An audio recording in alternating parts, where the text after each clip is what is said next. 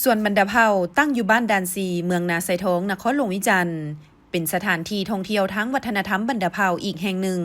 ที่ได้จัดกิจกรรมเนื่องในโอกาสวันบุญสำคัญต่างๆโดยเฉพาะวันเด็กน้อยสากลและวันปลูกต้นไม้แห่งชาติท่านผู้วงศ์พามีสิทธิ์ประธานส่วนบรรดาเผ่าได้ให้ฮู้ว่า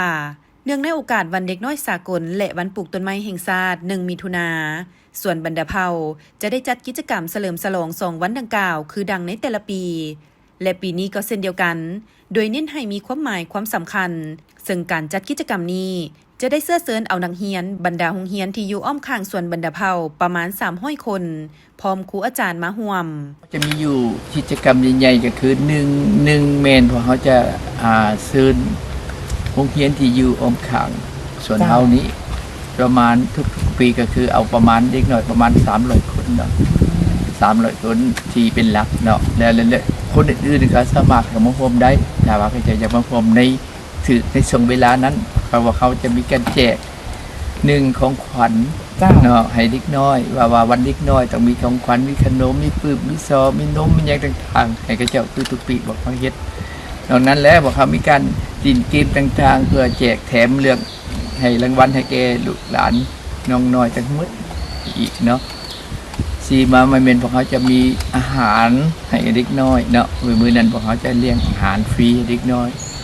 ซีมาเมนเขาจะให้เด็กน้อยเนาะมื้อนั้นเมนพวกเขาให้เด็กน้อยเขาฟรีเจ้าเนาะจำนวนหนึ่งเนาะพวกเขาจะให้ฟรีกับเจ้าเวลาเขาเข้ามาในมื้อวันเด็กนั้น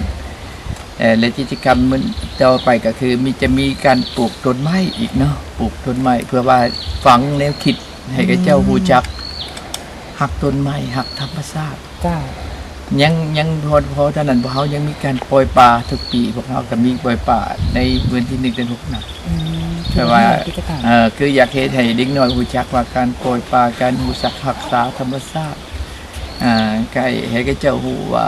เฮาเฮ็ดได้นี่แล้วเฮาจะให้รักษาธรรมชาติเพื่อว่าให้ทุกคนเนาะให้รักษาธรรมชาติก็อยากเชิญชวนเนาะบรรดาทานเนาะจะอยากมาให้วันที่1 เดือน 6นี้เอาก็มีวันเด็กน้อยอันต้นไม้ฉะนั้นอยากให้บรรดาทาน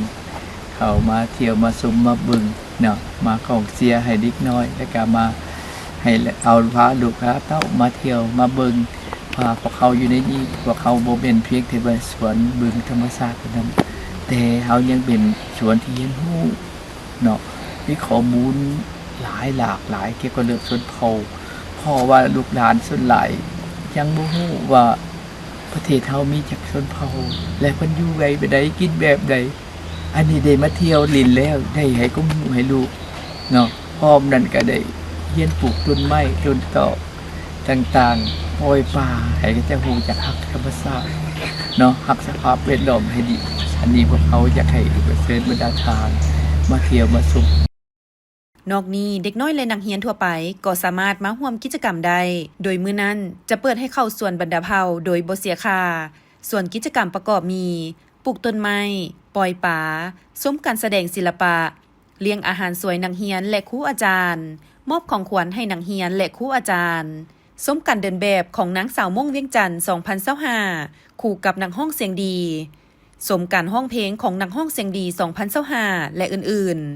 ทั้งนี้ก็เพื่อสร้างความเบิกบานมวลซื่นให้เด็กน้อยและปลูกจิตสำนึกให้เด็กน้อยหักธรรมชาติหักต้นไม้